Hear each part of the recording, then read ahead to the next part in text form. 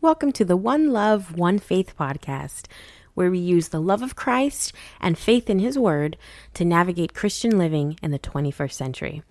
Remember to follow us on social media at onelove_onefaith.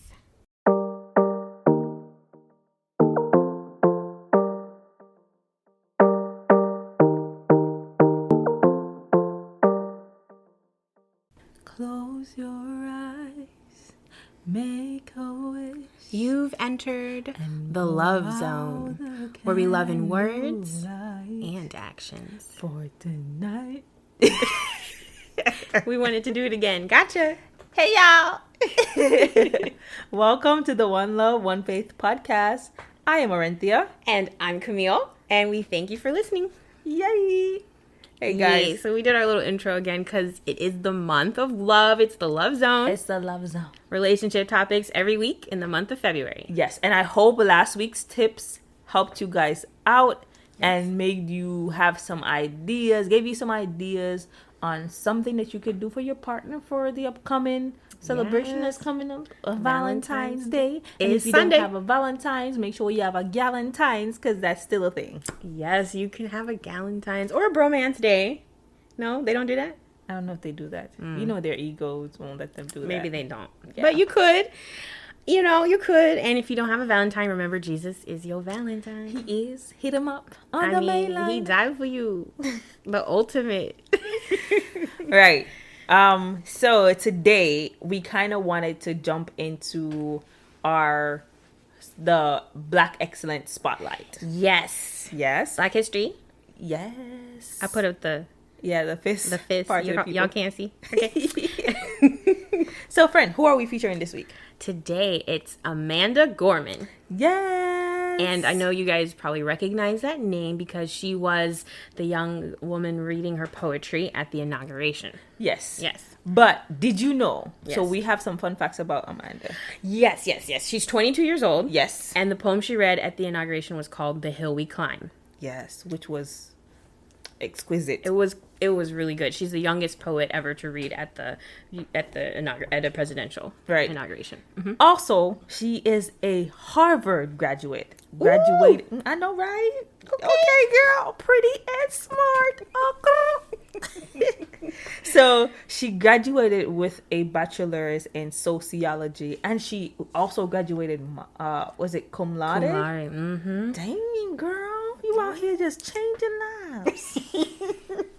Right? She also founded a nonprofit organization. It's called One Pen, One Page, and it's for youth. It's a youth writing and leadership program.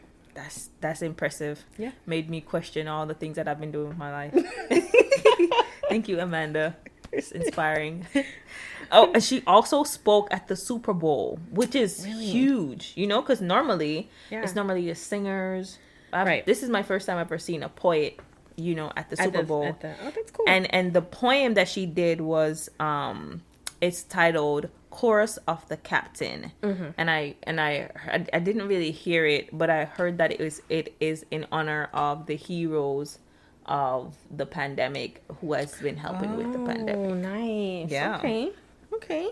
Mm-hmm. I heard about this kind of mantra that she does for herself before she performs, and I liked it a lot. It says, I'm the daughter of Black writers. We're descended from freedom fighters who broke through chains and changed the world. They call me.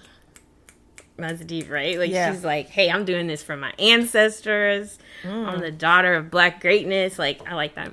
She's out here just like, you know what? I'm about to liberate some people. I'm about to. I admire that. She's not only doing it because she is darning good at what she does, because she is. Right. But she knows that this generation and the generation to come can also benefit from her work, because she has benefited from the previous generation. People before her. Yeah. Mm-hmm. People that has come before her. She has some awards too. Yeah. 2014, she was the very first youth poet laureate of Los Angeles. Mm-hmm. And in 2017, she was chosen as the National Youth Poet Laureate. Girl, you're changing lives. Mm-hmm. I learned that she also signed a modeling contract with IMG agency. Okay. That Doing big this things. girl is I'm glad she got lives. I'm glad she got the publicity and the spotlight from that moment. Well deserved. Yes. Well deserved. We just wanted to give you a shout out. We see your black girl magic. Girl, you are killing it. You go, girl. Yes. Okay.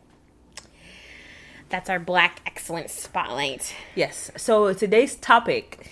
Yes. What relationship topic is today?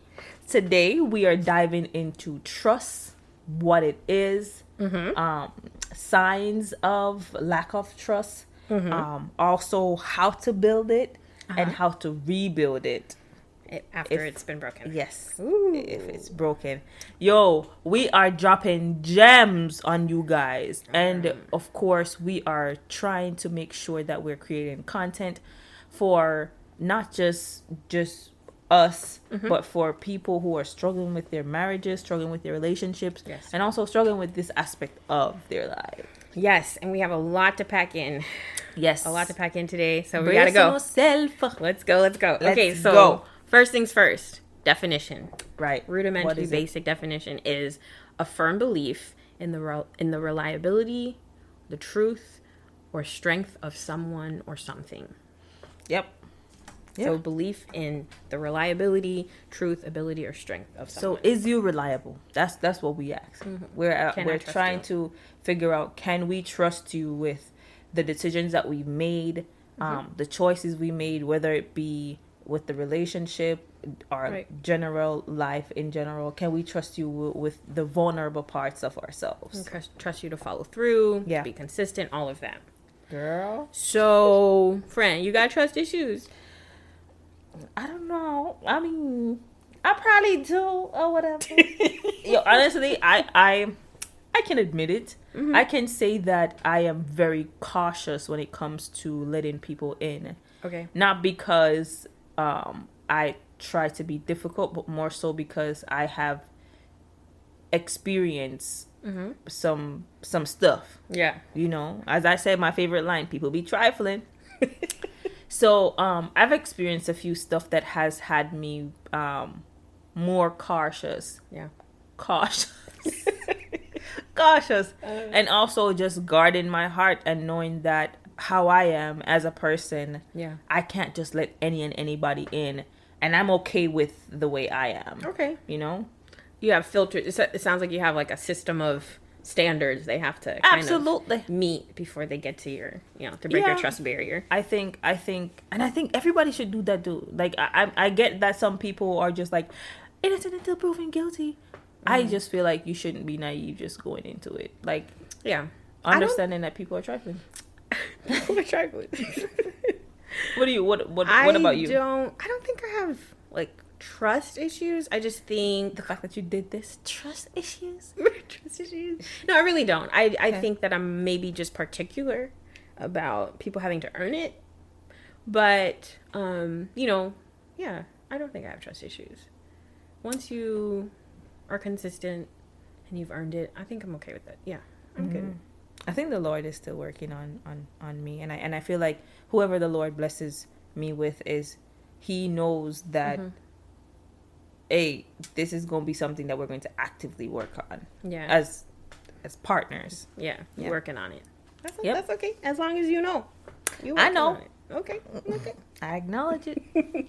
So we kind of identified some things that might, be an indication that you have trust issues. Yes. Sus. Yes. Yeah. And so in your relationship, if you're avoiding commitment, it could be that you're mistrusting your partner. Yep.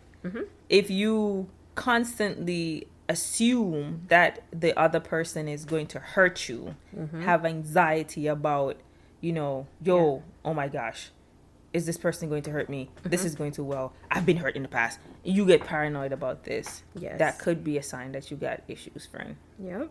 Or if you're being overly secretive or reluctant to open up or to struggle, you're struggling to ask for what you need or what you want, that could be a sign that you are mistrusting your partner. Yeah. Also monitoring your partner's every move. Having people, stalk them on social media. It's just not cute. It's really you not might, cute. you might have a issue, friend. It's not cute. And side note, sometimes this abusive relationships is a topic for another day, but just a little side note here. At first, sometimes in the beginning of a relationship, control can seem kind of cute. Oh, he likes to, he wants me to go change my clothes.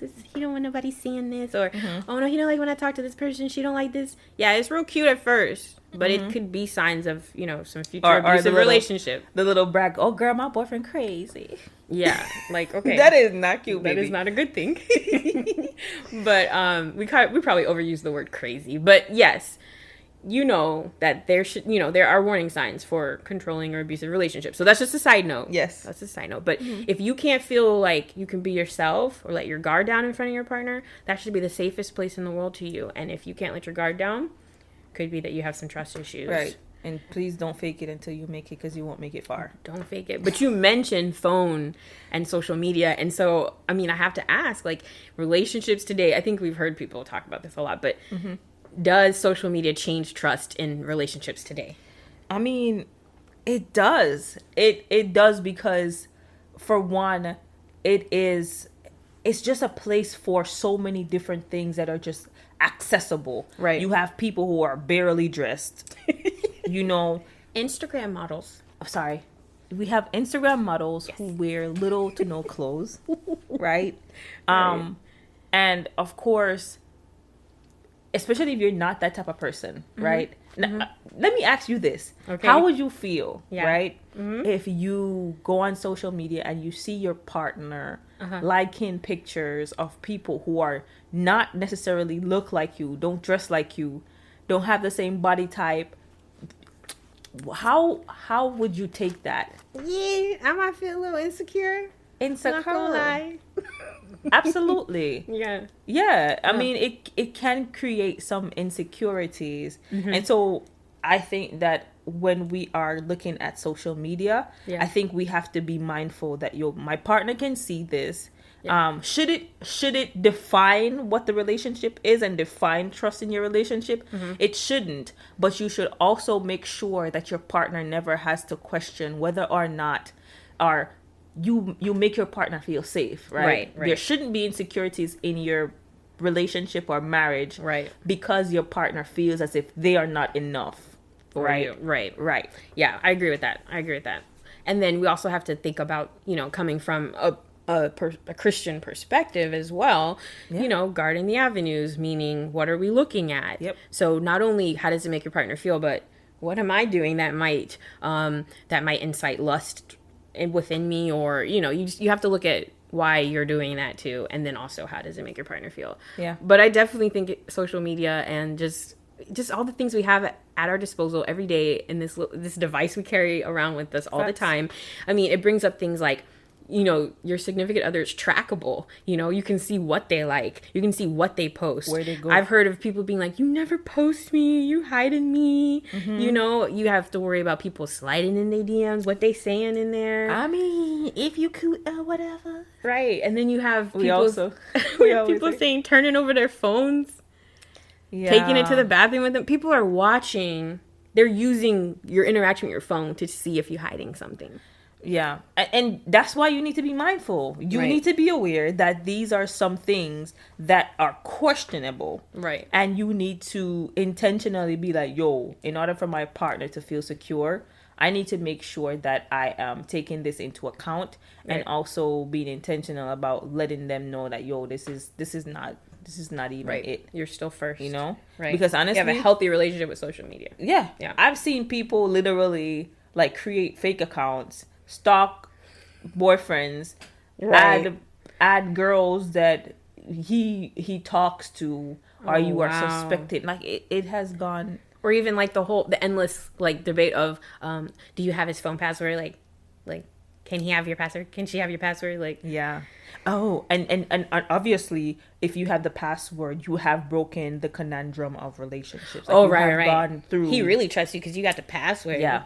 Girl, that boy cleaned up that phone like a mug. Oh no, friend. I'm sorry.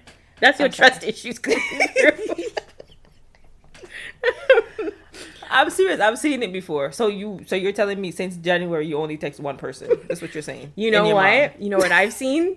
Those couple accounts, like where the couples have one account. You've seen that? I don't know. I mean, I personally not a fan. If that's your cup of tea, sip, sip, sip, sip.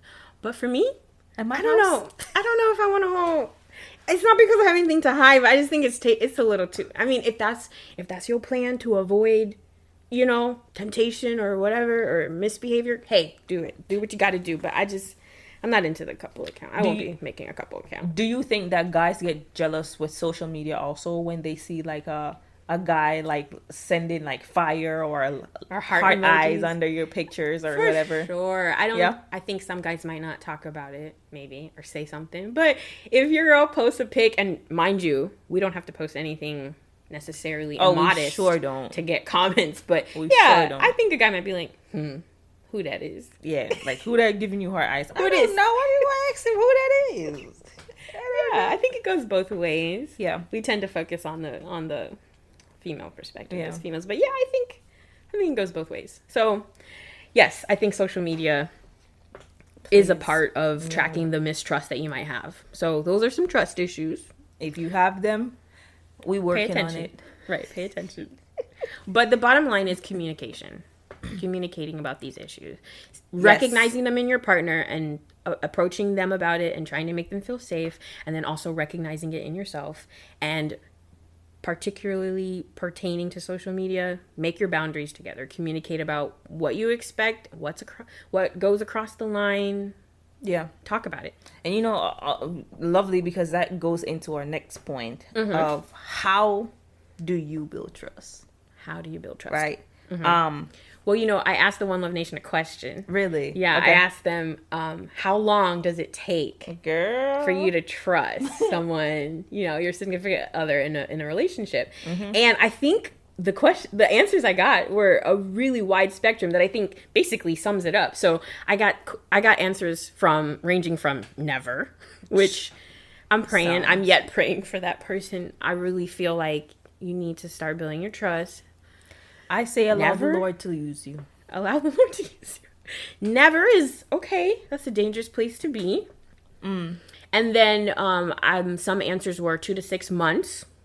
Those were the kind of when I got month answers, there were numbers, and so those were the range, about between 2 and 6. And then I guess what's the most, I don't know what the word is, but someone else said that you're basically innocent until proven guilty. Like, you have my trust until you break trust. Oh, I'm gonna pray for her or him. Wait, I don't think there's anything wrong with that. You think so? Oh, I don't know. I mean, I tend to be the kind of earn it type, but I get that. I mean, I feel like they have a really open heart, like a really trusting heart for that. That's good. Yeah. That's good. She's like, that's good. I won't be doing it, but that's good. You know what? I have a question though. Yeah. Do you think 2 to 6 months, do you think that is a long time? Do you think that's a short time? What do you think? It's hard. It's really hard to put a timeline on it because it depends on how much time you spend with the person and how fast the relationship progresses. Did you know that person previously? Was it a new relationship? Like your first date was the first time, really seeing each other and getting to know each other? But I don't think so. Not necessarily. Because remember, you're learning about each other in that period. There's things you're not sharing right away. And I don't think it's long. I really don't think it's long. To have that full encompassing trust with someone where you can trust them with your emotions and your past heartbreak and all that kind of stuff and stories of the things you've been through. I don't think 6 months. I think that's about on target. Really? Yeah, you think it's long? No, I don't think it's long enough. You don't think it's long enough? I don't think it's long enough. I've been in a relationship for years and I still haven't. Okay. But do you think that's healthy? Even though you and I have both been in relationships for years, was it healthy for it to take years to get to that point of trust? If the point of relationships is to predate, pre-marriage, do you think it was healthy to have taken years? I think that you can have an unhealthy approach. Yeah. But I also feel like I took my time into figuring out what exactly I want to let my partner know. Okay. And of course, there's certain things that I personally, or certain adversities that I've been through, that I feel like it should be with my husband, or it should be with a person that I trust 100%. And I've yet to find a person that I have one person. Of course, we haven't. That's my best friend, y'all. Don't. Oh, you're not talking about relationships? No. Romantic relationships. You're talking about in general. In general, relationship or friendship, I've only met one person that I've seen where I could trust with the most vulnerable parts of my life. And meaning in a short time frame?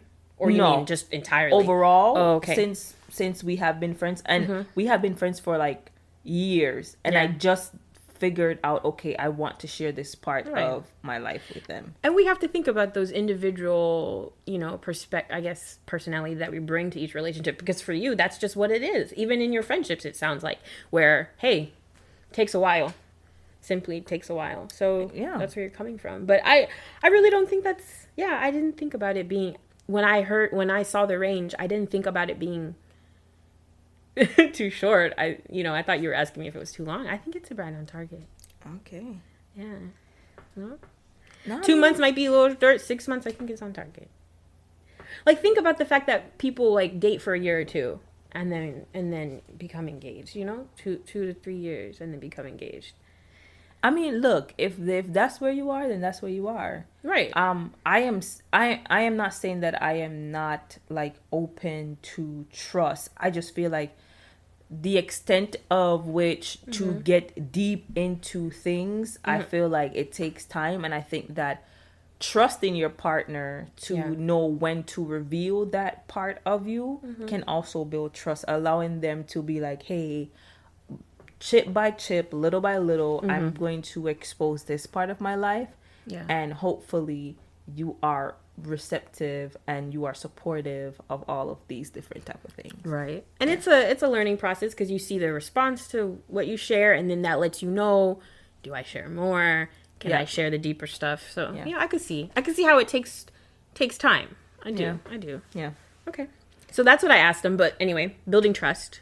What do we say about building trust? Right. So building trust and knowing that, this is going to be a time consuming, a long-term investment. Right. It's going to require both people being intentional about trusting and building this. Right. And the phrase is building trust, which means it takes tools and materials. Like, it's something that does build up.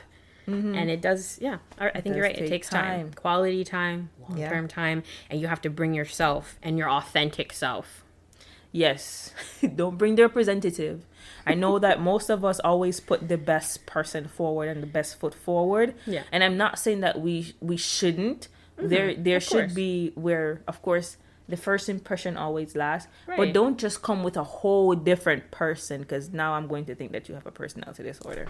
Right. Best foot forward, of course, making a good first impression and all of that. But it should be a real should person. be authentic. Should be the real you. Yeah. Right. Parts of the real you over time. Yeah. Not, this is not really me, and then later on they find out, okay, so who you were at the beginning was definitely not who you are. Right? No.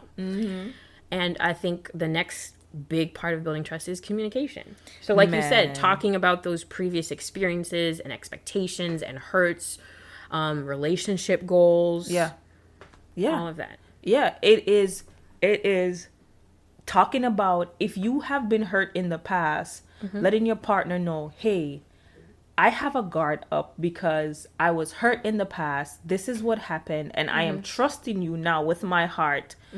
I am not bringing this baggage into the relationship, but I am trusting that you're going to do better than the last person that I was with. Yeah, are we making comparison? No, but this is the expectation I have of you as my partner. And I also want to know what are the expectations that you have for me as your partner. Yes. Yeah. Communication. Yeah. Right. And like the relationship goals, it is, what is the goal? What is your goal for this relationship? What is my goal for this relationship? And together, what is our goal together? Yes. Are we seeking to have the best communication? Are we seeking to ensure that we create an environment where we can talk about any and everything? there has to be goals. What do you want for it? Right. And then you're both working towards that. Yeah. I think something else that builds trust is action. We know lots of phrases about this. Actions speak louder than words. Mm-hmm. Yeah. You know? Yeah. And actions are who someone is. Actions are what their intentions are, because words are so easy. They are so easy to say, but that's just who you're pretending to be. Actions is definitely that's who you are, what you do, and what you do consistently. Yeah. Be consistent, man. If you say you're going to do something, don't do it for 1 week and then that irritates me. Lord, you know that is a pet peeve of mine. If you say you're going to do something, especially when it comes to communication, please don't do it for 1 week and then stop, because that ticks people off. And I say people, I'm saying me. But honestly, it is being consistent with whatever you say you're going to do and doing what you say you're going to do. We have some quotes for y'all, and we're gonna drop it on y'all, right? Yes. I have a favorite. I've always said this one, because I love it so much, and it's from James Baldwin. If you don't know who James Baldwin is, shame on you. Go read up on him. Not shame. But he says, I don't believe the things you say because I see the things you do. Ooh, that is. Ooh. So when they're not congruent. Yeah. Yo. Yeah.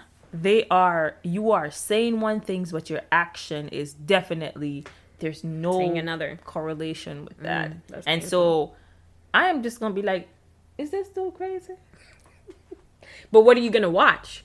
Of course, the actions. Exactly. Right? You can have all the good intentions you want to have with your words. Exactly. But that's not what I'm watching.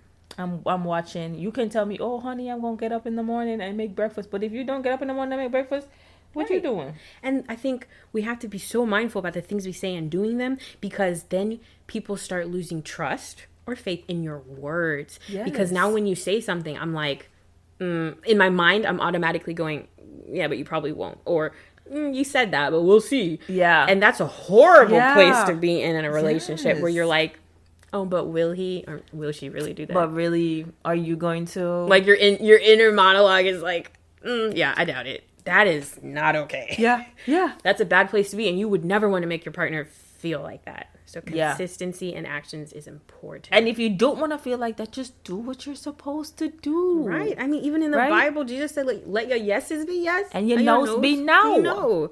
That means if you bought it, you bought it. And if you're not, you're not. That means don't lie. And that means do what you say you was going to do. Exactly. My quote is from, as a student of psychology, my quote is from Carl Jung. And he says, you are what you do, not what you say you'll do. Okay. Period. Period. So actions are important, and everybody knows that. Actions speak louder than words. Yeah, we gotta get that on. If this is something you're struggling, and I'm not talking even about just a specific gender. I am saying, if you are a lady and you can't do what you say you was gonna do, honey, get it together. If you are a guy and you say you was gonna do something and you don't do it, get it together. It's a life principle. It's integrity, and it applies in all areas of life, but especially in romantic relationships. This person is the closest to you. They are watching, and what you do and what you say and don't do, or what you say and do, greatly affects them. Yeah. And that goes into the next one, being honest. Right? We talked about being consistent. We talked about doing what you say was going to do. Right. But being honest. That fosters don't lie. Trust. Right. Don't be lying about simple stuff, especially white lies. You know what my biggest pet peeve is? Your biggest one? Is people lying for no reason. Like, you're not going to get in trouble. Why? Right. Oh, my dad has a townhouse. I didn't even ask you about that. But you just lying out of the side of your teeth. For what?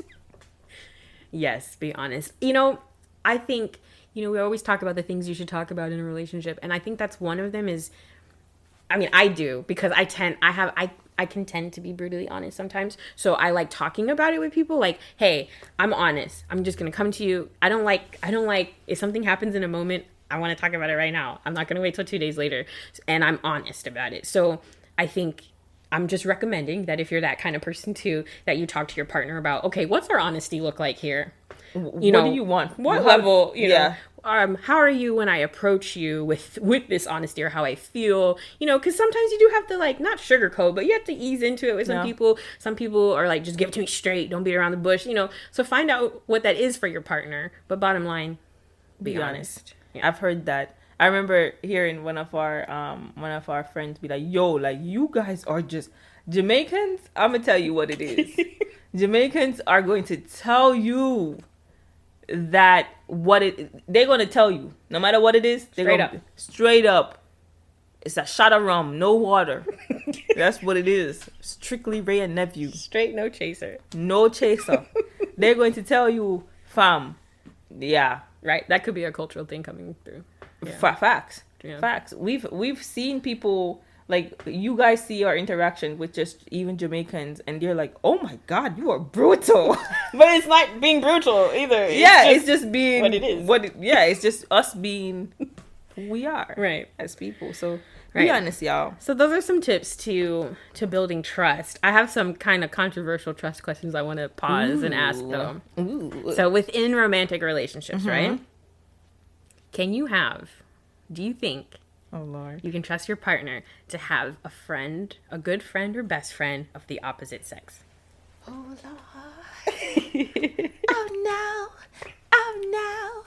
Oh no, no, no. I love that sound clip. It's so dramatic. Yes. How do you think? For me, because okay. Why are you laughing, friend?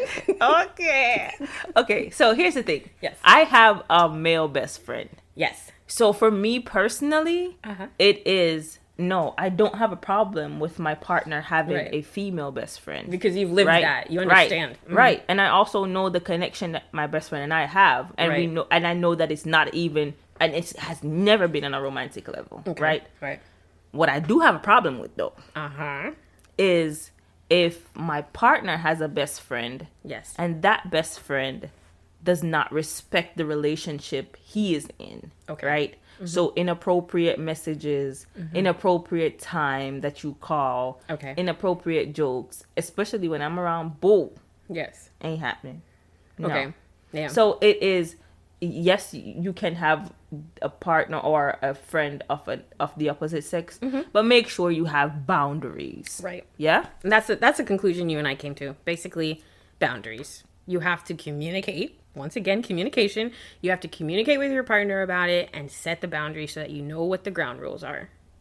Period. I personally don't think it's a problem. I know that lots of people say, oh, that's just, a man and a woman can't be friends without sexual tension. That's a lie. This and that. But if the person who you have the greatest friendship with is a person of the opposite sex, I think you can maintain that along with your relationship, as long as you are being trustworthy, you have integrity in that relationship, and you're setting boundaries. You have set boundaries with your partner about what will happen and won't happen.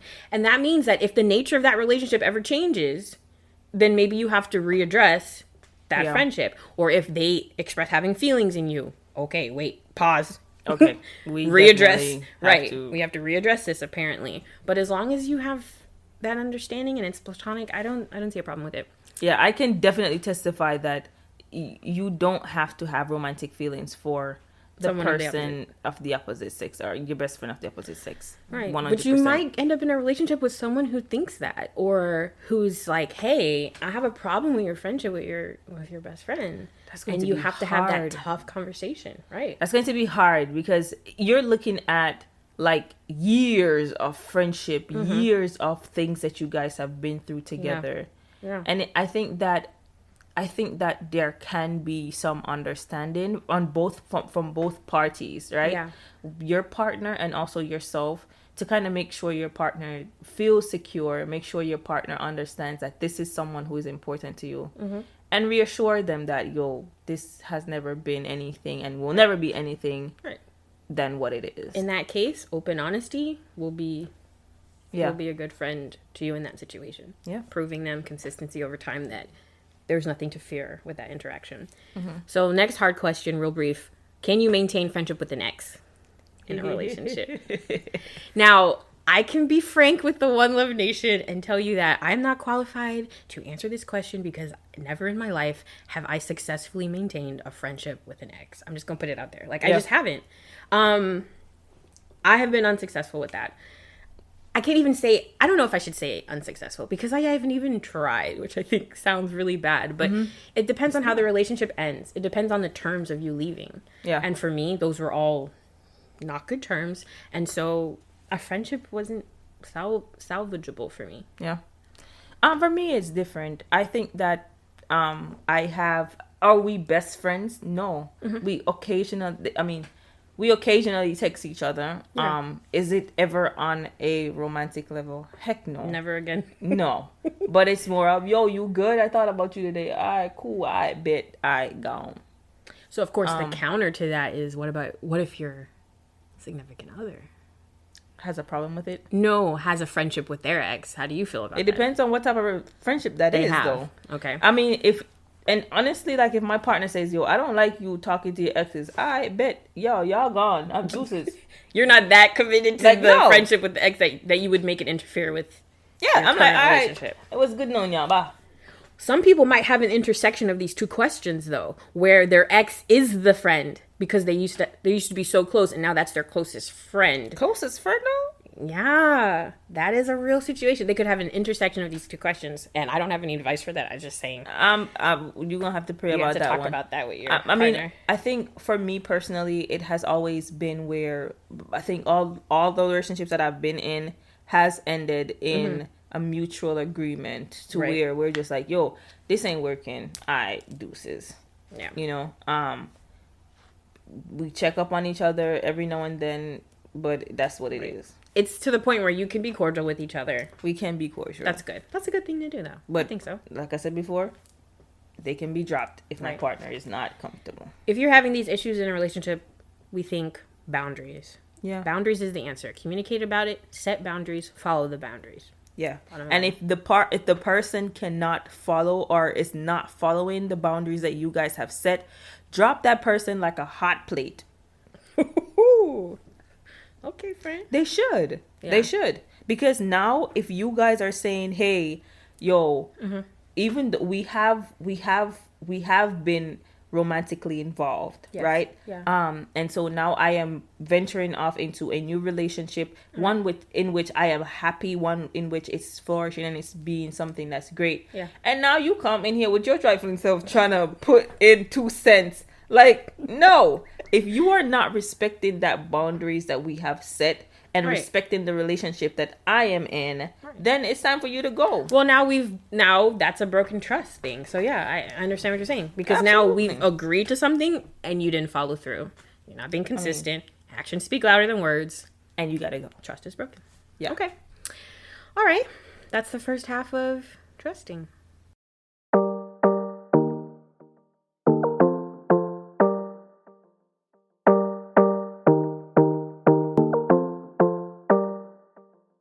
This episode of the One Love, One Faith podcast is sponsored by Beyond Bliss, an event planning and design business located in New Orleans, Louisiana. Visit sobeyondbliss.com to see how they can help you with your next event.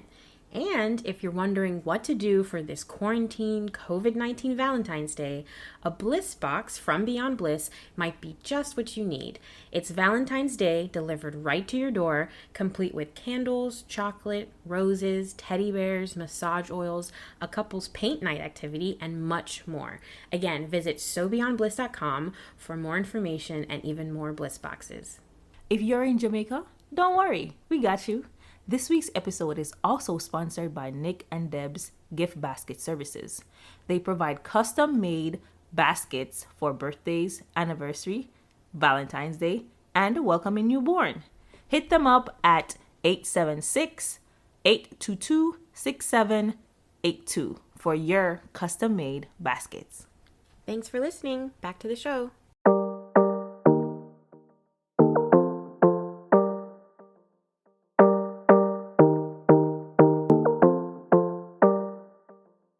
Okay, so the next part of trust is a little harder. Yeah, diving deep. It's not at the surface anymore because right now we're talking about rebuilding trust. So we're not talking about what trust is or how to build it in a new relationship, but rebuilding it after it's been broken, and specifically broken through Cheating. cheating. Yeah. You know, it's crazy. I heard this one guy said that cheating can be prevented if we avoid some of the things that tempt us, right? And he gave examples like, you know, making sure that you're not giving out your number to certain people. Okay. People who are very flirtatious, that you are nipping that in the bud. Making sure that if you were working with the opposite sex, that everything that you guys talk about is work related and nothing else. Okay. Like just making sure that you are setting those boundaries. Like we Boundaries said again. but y'all, boundaries. Boundaries again. Yeah. Boundary. And being committed to those boundaries. Yeah. So that for your protection and for your partner to trust Yeah. you in those And interactions. also just protecting, especially your marriage, protecting your marriage, protecting the union that you have, not only between you and your partner, Right. you, your partner, and God. I cannot stress this enough, that when you're married, and I know that, you know, we talk about it because I talk about marriage with the highest esteem, because I know this is something that God has instituted. You know, it's not something that we should play with, and it's not something Right. that we should just casually talk about. Right. And Yeah. we are not married yet, not only because we haven't found the person, but because we're not ready to take that step because of how serious it is. Facts. Right. Facts. We are taking our time with that decision. Yeah. Because it is serious. You know, the boundaries is so important. I heard about this. So I know Billy Graham. He is, you know, famous evangelist. And he had a system that I really admire. So he would not hold meetings with the opposite sex without someone else present. Like, it didn't matter what kind of pastoral advice this person needed or prayer they needed. He always had someone else in the room.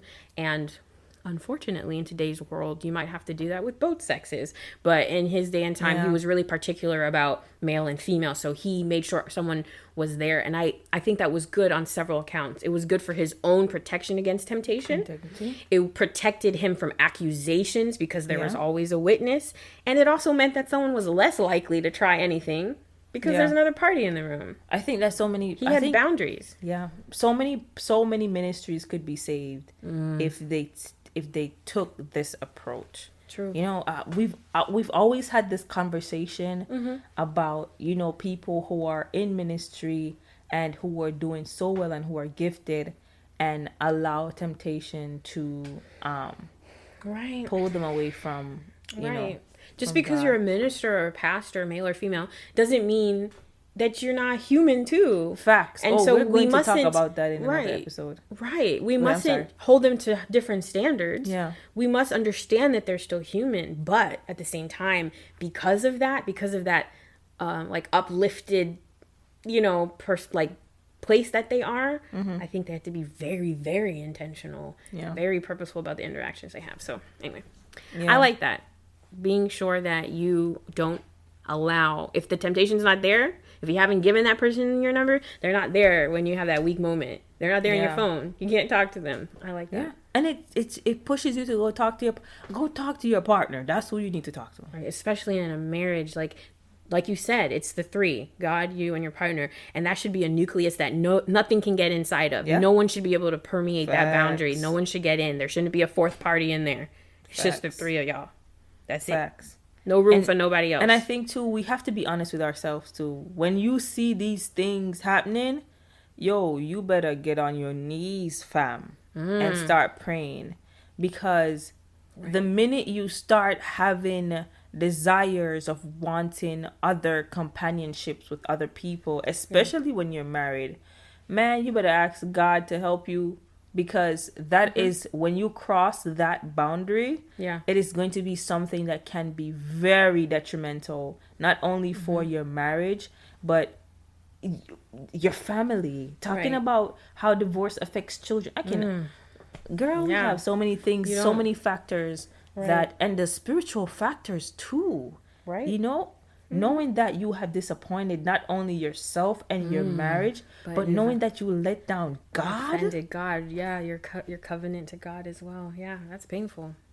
Yo, That's painful. and also to dealing with the guilt of, even though you know that God has forgiven you because that's who he is, also feeling worthy enough to go before his presence, you know, Right. because that guilt can legit eat us alive. Yes. And I'm going to say something that I don't know, it might not be for everybody. Once again, communicate with your partner. But I know that I want to have the kind of relationship with that brutal honesty. Like, I want to have the kind of marriage, I should say. Like, the kind of, like, when I'm married, I want to have the kind of marriage where I can go to my partner and say, I was feeling weak today, something happened. Like, I want to be able to tell them, like, when something, I want to have that kind of brutal honesty, trust, where I could be like, whoa, something happened. Help me. Like, I'm slipping. Like, I want to have that, not to hurt them, but to say I'm invested in this and I'm protecting this, and that's why I'm telling you what's going on within me. I think your partner has to, you have to agree to that. Right. You have to create that atmosphere where, right, or that environment where you guys are going to be like, yo, so this is what happened. Right. But I want that. I feel like, I don't know. I want that. Hopefully you do get it. Brutal honesty. Yeah. Hopefully you do get it. So we're talking about two different types, right, of cheating here. We're talking about physical intimacy with someone else, including but not limited to kissing, and sex in all of its forms. Every single one of them. All of the forms. If you know what we're saying. Exactly. And if you don't know, you too young to be on here. Go to your bed. Right. Sex in all of its various forms and all of that, okay? Yeah. So that's the physical one, but then there's also an emotional one. Yes. That people always talk about, right? Right. It is the need to find the emotional support from someone outside of your partner, and also to knowing that you have an intimate connection with that person, that can really and truly be considered as cheating. Right. Where you have a strong emotional bond with someone else. It is a form of cheating. Yeah. Why is it dangerous?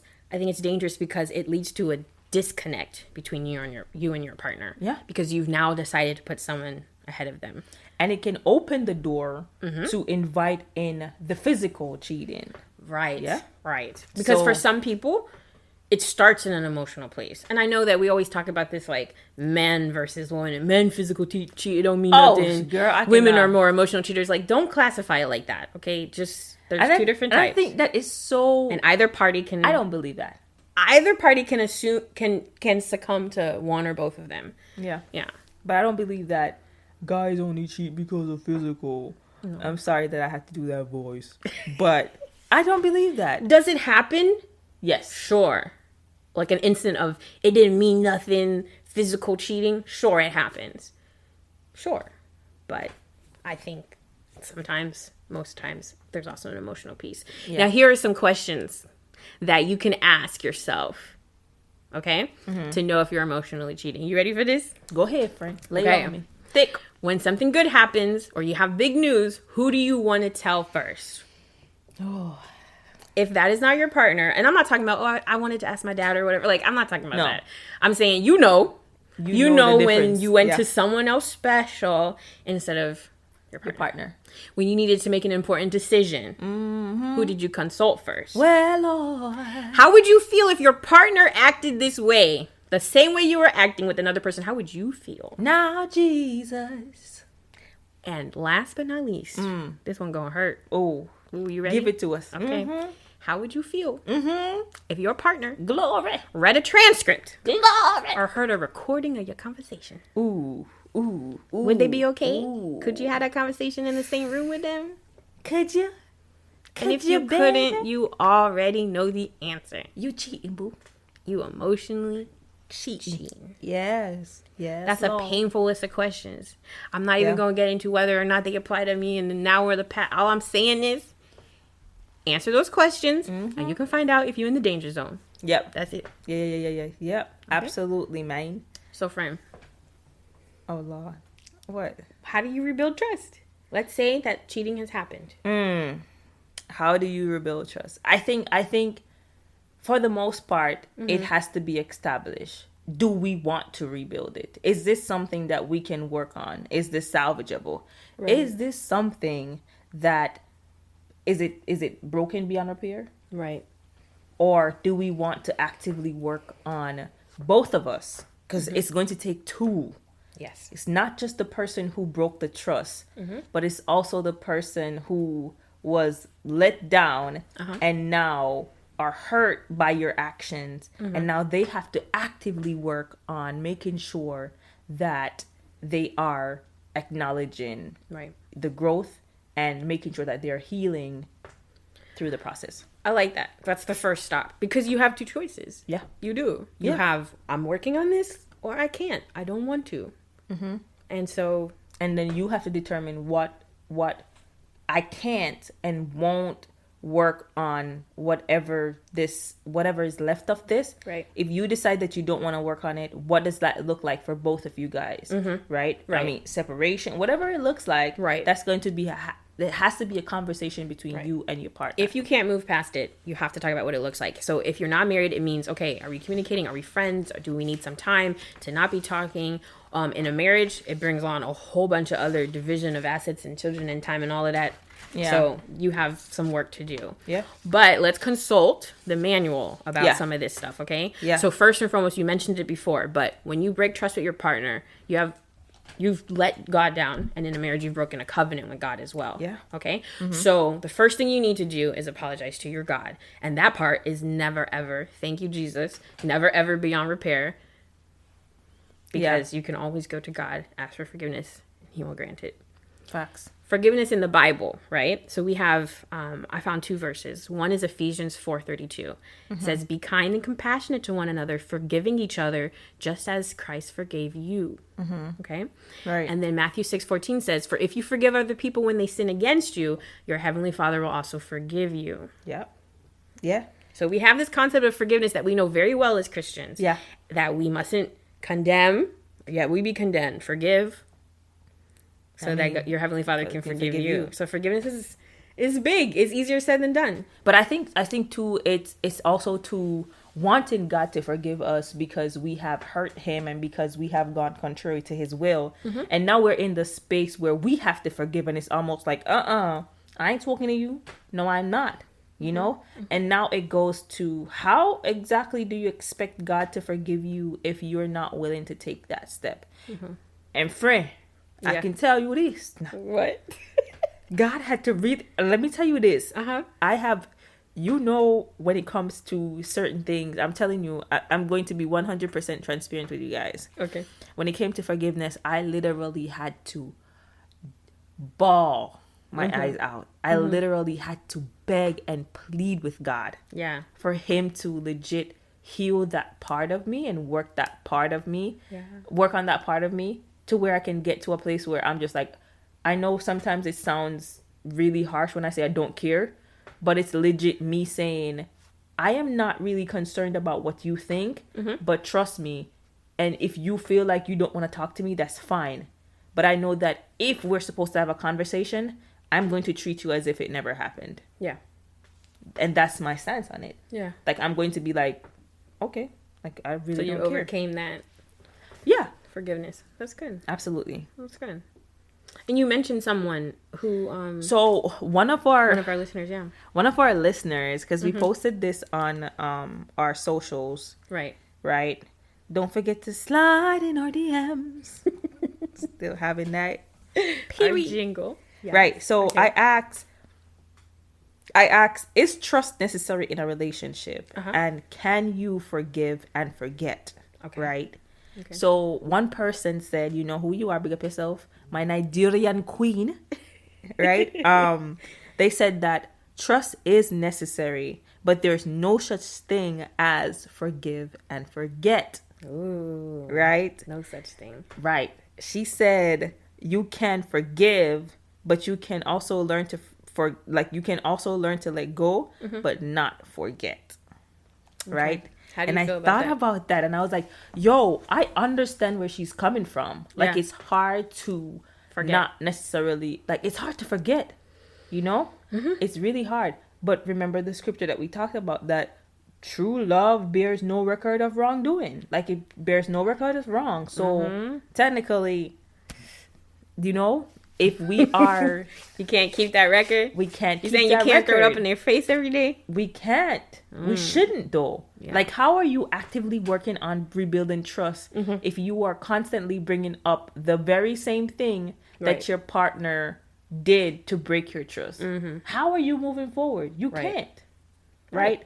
And then I also remember this verse from Hebrews 8:12, and this is God saying, "For I will be merciful to their unrighteousness, and their sins and their iniquity I'll remember no more." Yo, God saying He won't remember it. Look, man. When I read these verses, because I know how trifling I have been. And I'm saying that because me too, friend. Me too. Facts though. I know how trifling I have been, and I know how much I have pleaded with God. Yeah. And to go back before His presence and actually feel worthy to be called His child. I know what this verse means to me. Yeah. Right? Yeah. It means that like no matter how much you have messed up, I love you still, and I will not use it against you. Do you know? Oh my gosh. Let me just preach. I'm telling you, there's no greater feeling than to know that God got you. Right. No matter what you have done. Right. That once you have His forgiveness, you can move on and not think about it anymore. Yeah. We are the ones that bring it up. God threw it into the sea of forgetfulness, and we're the ones that who keep trying to go in there scuba diving. God's like, didn't we talk about that? Didn't I give you forgiveness last month? Why are you bringing that up again? Facts. Right. And that's exactly, that's how we have to approach it. Because remember, step one was deciding, this is step one. You're deciding if you're moving on. And once you do, part of that is, okay, I have to get to a point where I do forgive and essentially forget. And knowing that you cannot forget by yourself. Right. Don't do That's what I was going to say. I don't want to sugarcoat it. I'm not saying this is easy, but I do believe that forgetfulness is a part of the moving on. Not because it wasn't hurtful, not because sometimes you won't still, remember that period or reflect on it, but it's just to move on, you have to get to that point. To move on, in order to replicate who Christ is, exemplify who Christ is in your life, you have to allow Him to make that transformation. It's not going to come by your will. It has to come from Him, you actively allowing Him to transform your life and being comfortable with the changes He's going to make and allowing Him to fully submitting to Him so He can make those changes. It is part of the terms of agreeing to move past it. Yeah. And, we also have in Matthew 19 where God addresses specifically, physical infidelity within marriage. And He says that, the Pharisees asked Him, what about the law of Moses? And He was like, Moses only said you could divorce because of the hardness of your hearts. So we also have that biblical tidbit to throw in there too, that like God says, it's because of the hardness of your hearts. But He will accept divorce for that reason, right? Adultery, but it's because your hearts are hardened to the fact that you can't forgive and forget. So He'll blink, in the eye of that. But he wants you to stay. He wants it out. Right. He's saying it's because of your hardness. Yeah. Right. Now, are we saying that certain things are not going to want some people to seek separation? That's not what we're saying. No. We're saying strictly on the basis of cheating and infidelity that, honestly, allow God to move. Whatever He tells you, we cannot tell you what God is telling you. I am saying that whatever decisions you're going to make as it relates to your marriage, your relationship, talk to God about it. He's the only person that can guide you in a direction that is going to be beneficial for your future, for your mental health, for just for you in general. And I have to be honest, friend, I have to admit that I see a difference between physical cheating in a relationship versus a marriage. I do see a difference because my mindset more in a relationship is, hey, that's a red flag. Yeah. In a relationship, that's a red flag. And to me, what do I owe you? I didn't promise nothing to God. And what do I owe you? So right now, yes, I can make the decision to move past it. However, me personally, I would more see that as a warning sign. To be like, are you willing to deal with these baggage? Right. Do I have to put up with this? I'm not married to you. Facts. I'm good. Marriage, totally different. I don't know. I've never been married, okay? I've never been betrayed in that way within a marriage. I don't know. And you know, it's But crazy. we are saying that once you decide to work past it, Yeah, forgetfulness is a part of it. It's crazy because I think too that we don't, when we talk about marriage and we talk about relationships, we don't talk about what are we allowing ourselves to deal with, because understanding this, that you're not just marrying a person, you're not just marrying the parts of whom you want to love. Yeah. You are marrying the entire person, which means their struggles, their insecurities, their baggages, all of these different things, their poor finances. Yes. Every single thing you are marrying. Yep. And you have to make sure that in the relationship stage, you figure out if you want to deal with this. If you're signing up for it. Exactly. I remember telling a person that once, because they were trying to set me up on somebody. I'm like, do you know that I am not a person who wants to marry? I don't want to do that. I don't want to go into trying to make somebody happy. Like, I'm not saying that I don't want to contribute to their happiness, but I want whoever I marry to know themselves as an individual, right? To be happy on their own, because best believe I'm having the best time of my life over her. Right? I don't need you to be happy, but I do think that you can enhance that happiness. And so I have made the executive decision that, I'm not trying to marry all your baggages. I really am not. You have a list of non-negotiable baggage. Yes. That you're like non-negotiables. Right. I'm not saying that I don't want to deal with you if you're struggling with certain things. That's not what I'm saying. Right. What I am saying is that some of them heavy bags that you be carrying. You have a pre-screening process. Yep. Okay. No, we talked about that in our very first few episodes about your non-negotiables. And if that's a non-negotiable, it's a non-negotiable. Don't carry that bag, girl. Right. You so in your relationship, if that's a non-negotiable, goodbye. You don't owe her anything. You don't owe him anything. You don't. That's my personal advice. But if you make the choice to move past it, God bless you. Right. Just joking. On that journey.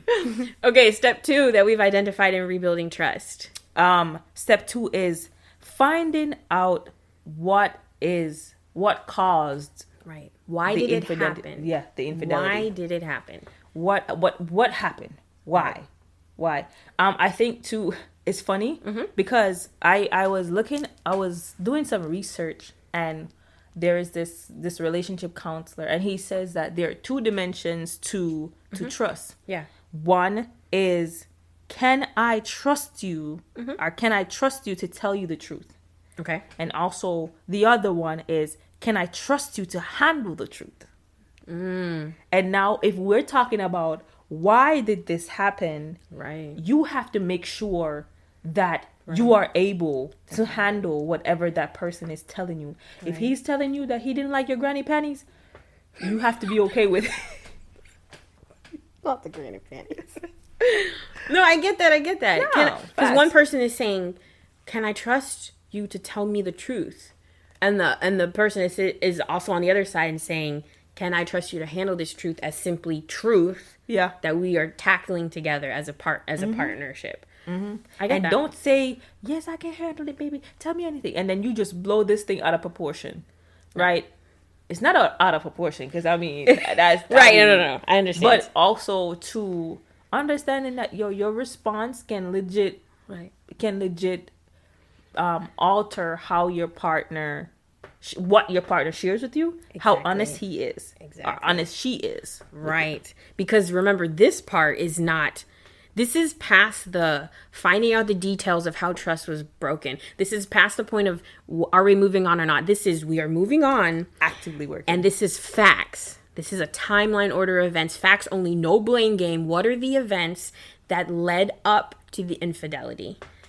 This is a learning process because it prepares you for step 3, which is putting a plan together to avoid that core cause. Yeah. But you have to know what the core cause is. Right. And so that's why you have to find out why it happened. And you have to trust each other to go into that. Facts only, feelings is like facts, what happened. Yeah. You know, that means statements like, oh,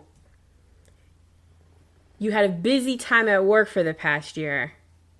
that made me feel this way, and so I behaved this way. Now you were neglecting me, and so I did this and that. If you hadn't been neglecting me, this wouldn't have happened. No. That's not the blame game. That's the blame game. Right. What you're saying is that, honey, this was my action because this was what was happening in our relationship. Right. I understand that action was wrong. This is how I was feeling. Yes. And this is why. So the third step is now you're going to address how do we prevent that from happening. Right. So now you're trying to fix the cause. Yes. And making sure that what caused it, that it does not reoccur. Right. So to the person who broke the trust, you're saying, what do you need from your partner? You're telling them, what do you need from them so that you don't break trust? And what are you going to do as well? It's twofold. So what can they do for you to support this process of this never happening again or addressing the cause? And then what are you doing in your own thoughts and behavior and changing to prevent it from happening again? Yeah. What are your healthy demands? Right. Right. And then on the other side of it, it's okay for the person who was hurt. Yeah. What are your demands? What are your healthy demands? What do you need? Healthy. Right. Let me just say this again. Healthy. In Jamaican term, healthy. Healthy demands. But we have to understand that there's going to be a partnership effort here. Someone has been hurt, and they might require things that allow them to feel safe during this process of rebuilding trust. Yes. But we are saying there are unhealthy things to ask for yes. too. You know, you can go too far. You're not checking their mileage when they get home to see how far they got. You know it's 12.2 miles to work, and not healthy. Right. Healthy. Oh, work is 12 minutes. You got here in 15. What the other 3 minutes do? Now we understand trust has been broken, but remember, you have agreed together to build it. You both have a part to play. Yeah. And so there's going to be demands on both of you. Right. And I also feel like let me just I think I want to slip this into that when you are actively working towards working on it, is making sure that you are acknowledging that you're acknowledging the little things that your partner is doing to rebuild that. Yes. Right? Yes. It is him or her working tirelessly to make sure that, hey, you feel secure in our marriage or relationship, and then you seeing, you know what? I saw what you did the other day, and I really appreciate that you're trying this hard to rebuild what we had. Yes. That's perfect that you said that there, because I think it's a part of the last step that we're recommending for people, which is doing the work. And that's part of it. Checking in with each other. Yeah. Checking the progress. And, we even discussed that we saw some people suggest that you write this agreement down. Facts. It helps you take it seriously. It helps you hold each other accountable. And it helps you to track your progress. And the last step, do the work. Part of that is checking in frequently with each other. Yeah. Am I giving you what you need? Are we on target? Yeah. Checking in with your partner to see that the repair process is working. And as a part of doing the work, we have to make sure that we are actively praying about this, because we've neglected that kind of up to this point. Yeah. But prayer is coming from a Christian perspective. You cannot forget that prayer piece, because it's God that's going to give you the heart to forgive. Yeah. So you are praying that God is actively working throughout this process. You are praying that God heals your heart or gives you a forgiving heart. Yes. You are praying that you get your connection back that you once had with your partner. Praying for the strength to avoid temptation. Yes. So you're praying for all of this, and praying for your partner as well. Yes. Praying for yourself and your strength, and praying for your partner. Yes. That they don't fall back into the temptation that they once fall into. And praying together. Yes. Yo, guys, if you are married, and even if you're not married or you are seeking to be married, pray together, man. I think it's a powerful part of a relationship. You know what is crazy? Yesterday's verse talked about where one or two are gathered in my name, I will be in the midst. You know, and making sure that you and your partner are praying together and being vulnerable with each other as it relates to your prior life, understanding what you guys are working on, and seeing if you can petition for each other as it relates to what you need God to do. Yeah. I like that in a relationship. I think I said it before on another episode. I think it's so sexy. When you go to your partner. I mean, I'm a woman, so when I go to my man and I tell him I have a problem and he's like, "Babe, let's pray about it." I'm like, "Ooh, a man of God. I'm a man of God." Oh Lord. Oh Lord. So yes, praying together. God. And then, I also have I think we have to say, even if in step 1, you decided not to continue the relationship, you still have work to do. Okay? Yeah. So if you decided not to continue the relationship, you as an individual have work to do to make sure that you don't carry these things into the new relationship. You must heal. You must ask God to heal your heart. And if that means taking a break from relationships until you're healed, do what you have to do to learn from that experience, but not make other people pay for it in new relationships. So many people are paying for the hurt that someone else caused another person, right? And you can learn from it. Yes, it can help you make new standards and new boundaries with people. Absolutely. But that person shouldn't have to pay for.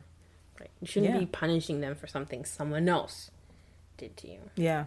Yeah, absolutely. Please make sure that you are working on yourself. We talked about that in the first episode. It is working on yourself so that the person who you desire, when you do meet that person, and the person that you're praying for, when you do meet that person, that you are prepared, that you have been in prayer, that you have been in, battle, war with the Lord, trying to figure out, hey, renewing in me a right spirit, so that when that person comes, I am ready. Yes. You have to do the work for yourself. Yeah. As well. Absolutely. I wanted to add one of, someone in the One Love Nation gave me some feedback too about what they think is the hardest part of rebuilding trust. And I thought it was really profound. They said the hardest part, is actually the work you do individually. They said the hardest part is getting over the thoughts that you create in your own mind. The internal conflict you have with yourself, questioning everything. Trust has been broken. And so that internal questioning about, oh my goodness, what does this mean? Or the things you go through in your mind, the things you put yourself through, second guessing. Yes, it was because of their betrayal, but in your mind, you have to settle those things. Yeah. And I think the only way to do that is with God's help. True.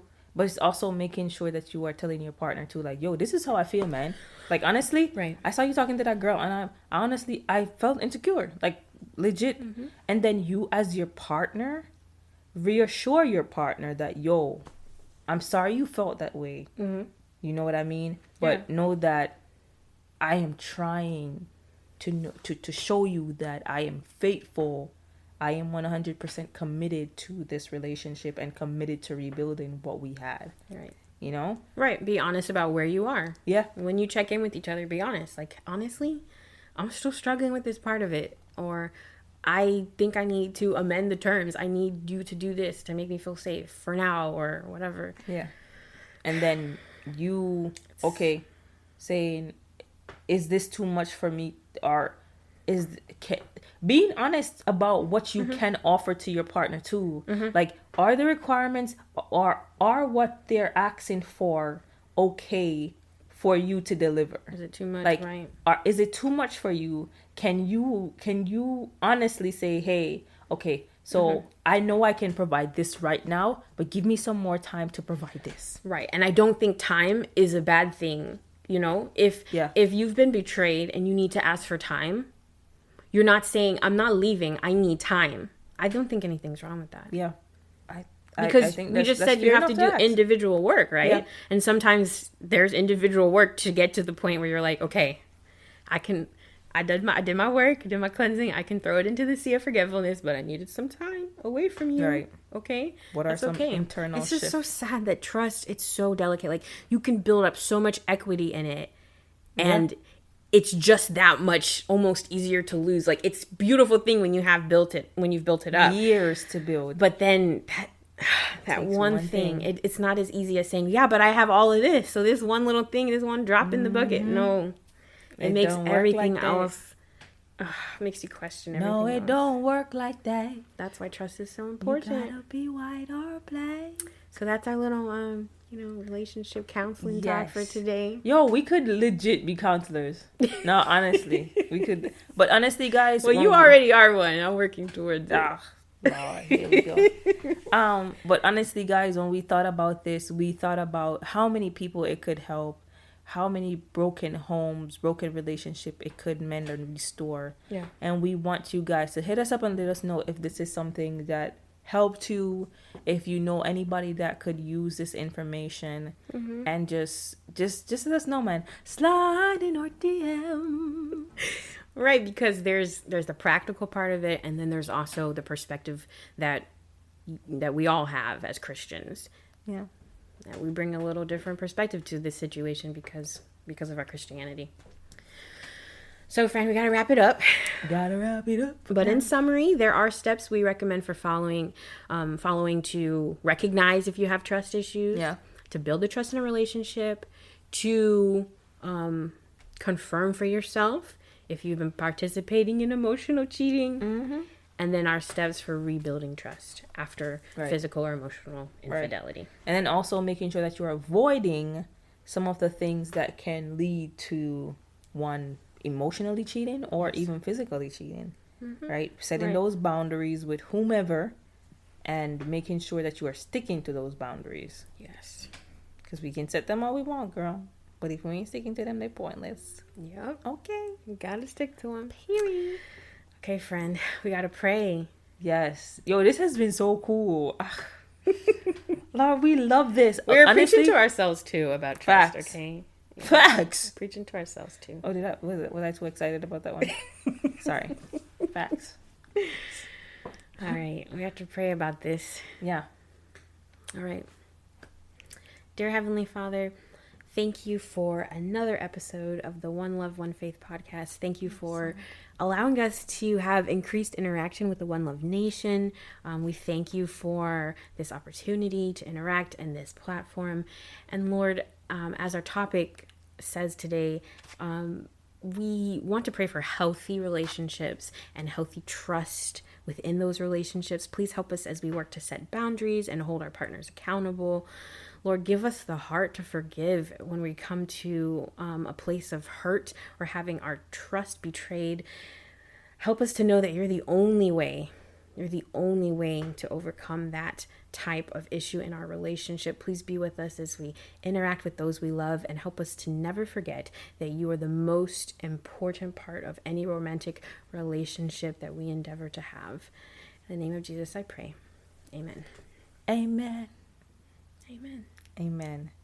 Guys, it has been awesome. Yes. Big up on yourself. Yes. Thank you for listening to another episode of The Love Zone. We love this. The month My of love. mom told me about this guy. My mom, she tells me he listens all the time. His last name is Bennett, and he calls me his daughter because my last name is Bennett. I think he lives cute. in England. I can't remember his name. Giving him a shout out. I'm shouting you out, man. He has this nickname that he always goes by, but I cannot remember that name. Okay. But anyways, you know who you are. Big up yourself, and we just love you guys so much. We love our listeners, and we just appreciate the support, especially the people who come back every single week. Yes. And legit, yo, when is this tonight? We love you guys, man. We do. We love you. Thank you for listening. This has been episode 11. Episode 11 of the One Love, One Faith podcast. Thank you, guys. Thank you. Peace. Peace, love, and hair grease. Oh, no.